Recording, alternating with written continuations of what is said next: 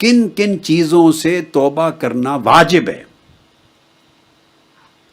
اس کا مختصر جواب دو لفظوں میں ہے، تمام کبائر اور صغائر سے توبہ کرنا واجب ہے۔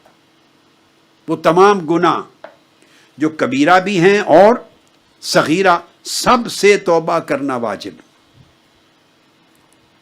اب آپ نے گناہ کبیرہ اور گناہ صغیرہ کا نام تو سن رکھا ہے، اصطلاح بھی۔ اب پہلے کبائر کو لیتے ہیں، بڑے گناہ کیا ہیں؟ حدیث مبارکہ کی روشنی میں بعضوں نے کہا کہ 7 گناہ گنے کہ 7 گناہ کبیرہ میں آتے ہیں، بعضوں نے کہا کہ نہیں 9 گناہ کبیرہ ہیں، بعضوں نے کہا 11 ہیں، بعضوں نے کہا 17 ہیں گناہ کبیرہ۔ حضرت عبداللہ ابن عباس رضی اللہ تعالیٰ عنہ کے پاس قول پہنچا حضرت ابن عمر کا کہ انہوں نے گن کے بتایا یہ 7 گناہ کبیرہ ہیں۔ انہوں نے کہا کہ نہیں، گناہ کبیرہ تو 70 ہیں، گناہ کبیرہ تو 70 ہیں، خالی 7 کہاں سے ہو گئے؟ یہ عبداللہ ابن عباس رضی اللہ تعالیٰ عنہ نے فرمایا۔ الغرض کسی نے کہہ دیا کہ 700 گناہ کبیرہ ہے۔ اب اس کا سبب بیان ہوا کہ وہ گناہ کبیرہ عدد اتنا کیوں ہے؟ اس کی تعریف حضور سیدنا غوث العظم رضی اللہ تعالیٰ عنہ نے فرمایا کہ حضرت عبداللہ ابن عباس کہا کرتے تھے کل ما نہی اللہ عنہ فہو کبیر، ہر وہ چیز جس سے اللہ رب العزت نے منع کیا ہے وہ گناہ کبیرہ ہے۔ ہر وہ چیز، ہر وہ عمل، ہر وہ فعل جس سے اللہ نے منع کیا ہے وہی کبیر ہے، وہ گناہ کبیرہ ہے۔ اس لیے کہ اللہ منع کرے اور مومن اس کو صغیر سمجھے، چھوٹا گناہ سمجھے، تو گویا اس طرح اللہ کے امر اور نہی کی اہانت ہو گئی۔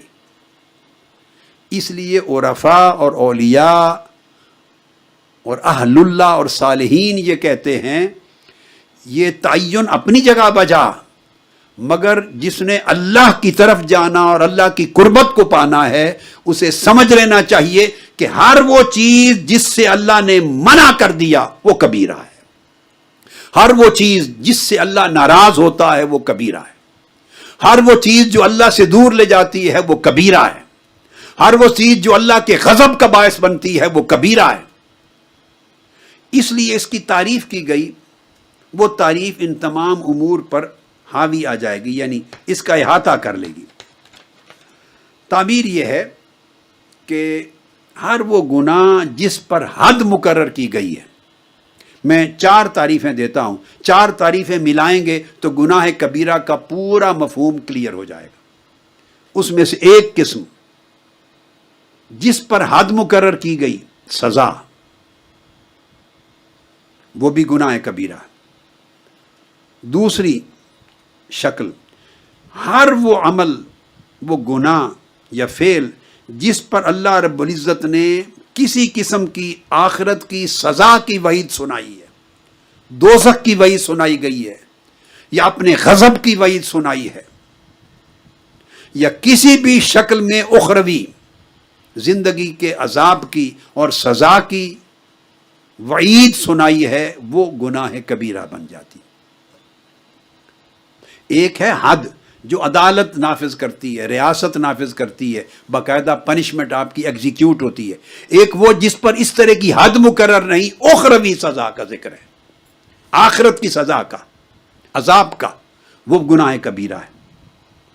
اس میں مثلا سود کھانا، اس کے لیے وہ حد نہیں ہے جیسے خاص جرائم کے اوپر حد مقرر ہوتی، مگر یہ گناہ کبیرہ ہے، چونکہ اس حد سے بڑی حد مقرر کی گئی ہے دوزخ کی، اس کو دوزخ کی سزا دی۔ یتیم کا مال کھانا، اس کے لیے وہ جو عدالت جو نافذ کرتی ہے، وہ یا لاء میں جو لکھا ہوتا ہے کہ یہ اس کی کوانٹم آف پنشمنٹ ہے، وہ نہیں ہے، مگر اس سے بڑھ کر ہے، چونکہ دوزخ کا عذاب دنیا کے عذاب سے زیادہ سخت ہے۔ یہ گناہ کبیرہ ہے۔ قطع رحمی، خونی رشتے کو کاٹنا، اس کی حق تلفی کرنا گناہ کبیرہ ہے۔ عقوق والدین، وہ اس طرح کی سزا نہیں جیسے چوری پر، ڈاکے پر، شراب پر، قتل پر، بدکاری پر حدیں مقرر کی گئی ہیں، مگر ان سے بڑی حد ہے قیامت کے دن آخرت میں عذاب آخرت کی، جہنم کی، حقوق والدین، والدین کی نافرمانی، یہ گناہ کبیرہ ہے، جادوگری گناہ کبیرہ ہے، چغلی گناہ کبیرہ ہے، جھوٹی گواہی دینا، یہ سارے امر یہ گناہ کبیرہ ہے۔ اس کے بعد تیسری وہ ہے ہر وہ چیز جس پر کتاب یا سنت، قرآن یا حدیث میں جس چیز کو حرام ٹھہرایا گیا ہو، کوئی فعل جس کو حرام ٹھہرایا گیا، اس پر حد کا ذکر آیا ہے یا نہیں، وہ گناہ کبیرہ ہے۔ اور چوتھی قسم ہر وہ چیز جس پر اللہ رب العزت کی بارگاہ سے لعنت یا غضب وارد کیا گیا ہے، قرآن اور حدیث میں کہ ان چیزوں پہ اللہ کی لعنت ہو، ایسے کرنے والے پر اللہ کی لعنت ہو، ایسے کرنے والے پر اللہ کی لعنت ہو، اس پر اللہ کا غضب ہو۔ جہاں اللہ کا غضب اور لعنت کی گئی ہے، یہ نام دو لفظ آئے ہیں، وہ سب گناہ کبیرہ ہو جاتے ہیں۔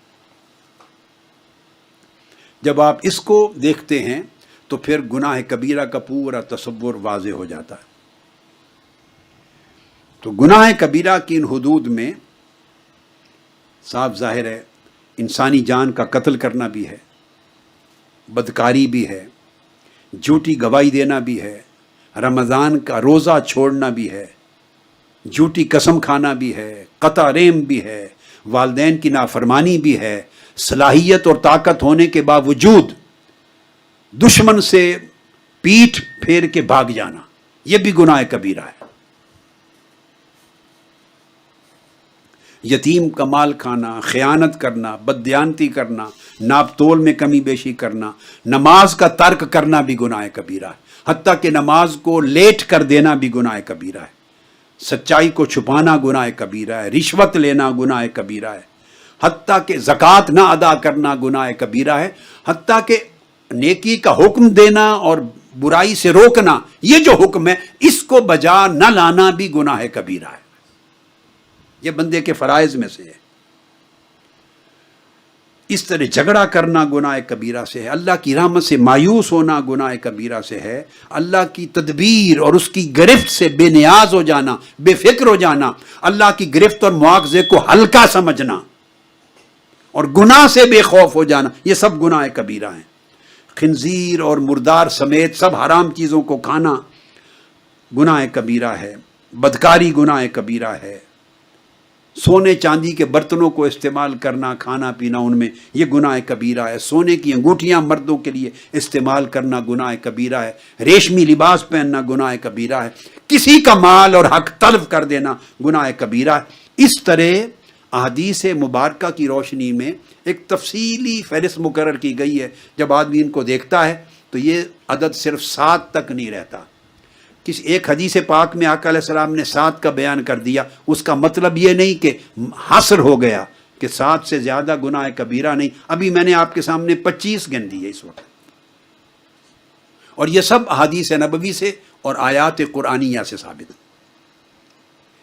اسی طرح حضرت امام ابو طالب المکی بیان فرماتے ہیں قوت القلوب میں، اور یہی بات غنیت الطالبین میں حضور سیدنا غوث العظم رضی اللہ تعالیٰ عنہ نے بھی بیان فرمائی۔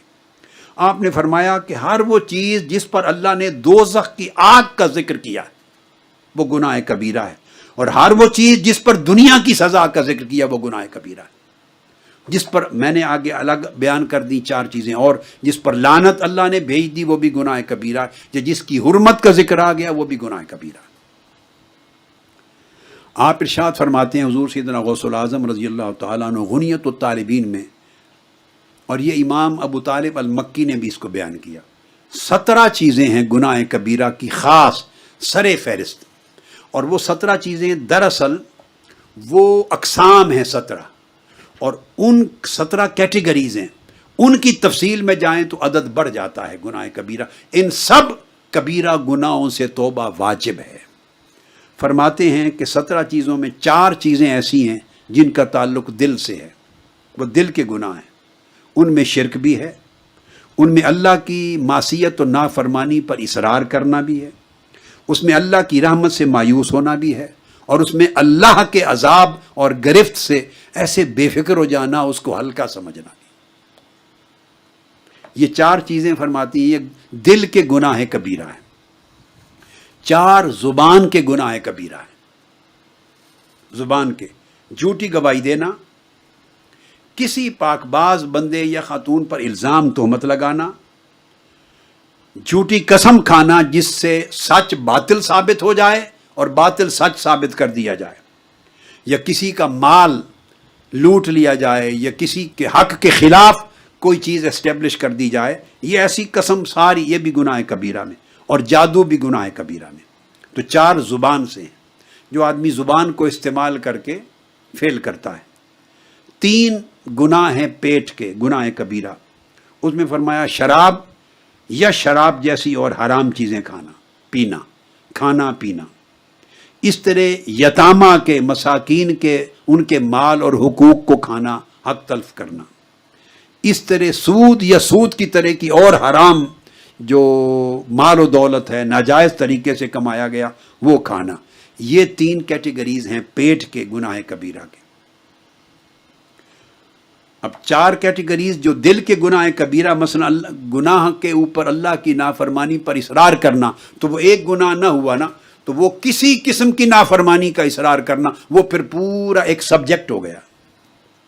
جب اللہ کی رحمت سے مایوس ہونا وہ کسی بھی معاملے میں ہو گیا، اللہ کے عذاب کو ہلکا سمجھنا، کسی بھی امر پر اللہ کی گرفت اور عذاب ہے، تو گویا ایک پورا سبجیکٹ آ گیا 4 عنوانات کے تحت۔ اس طرح 4 عنوانات کے تحت زبان کے گناہ کبیرہ آ گئے، اس طرح پیٹ کے گناہ کبیرہ آ گئے، پھر اس کے بعد انسانی اعضاء میں بدکاری کرنا اور اس کی اقسام گناہ کبیرہ، ہاتھوں سے ہونے والے گناہ کبیرہ، اس میں قتل بھی ہے، چوری ہے، ڈاکہ زنی ہے، سب آ جاتے ہیں۔ اور ایک ہے میدان جنگ میں حق کے لیے بندہ کھڑا ہے، لڑ رہا ہے، طاقت اور صلاحیت بھی ہے، ناجائز بغیر عذر کے بزدلی سے بھاگ جائے، یہ بھی گناہ کبیرہ ہے۔ اور ایک پورے جسم کی ہے، وہ نافرمانی والدین کی ہے، اور اس کی قسم کے ساتھ پھر اوروں کی نافرمانی بعد ازاں اس کے ضمن میں شامل ہو جاتی۔ یہ اقسام بیان کی گئی ہیں جن سے گناہ کبیرہ کی مختلف شکلیں جنم لیتی۔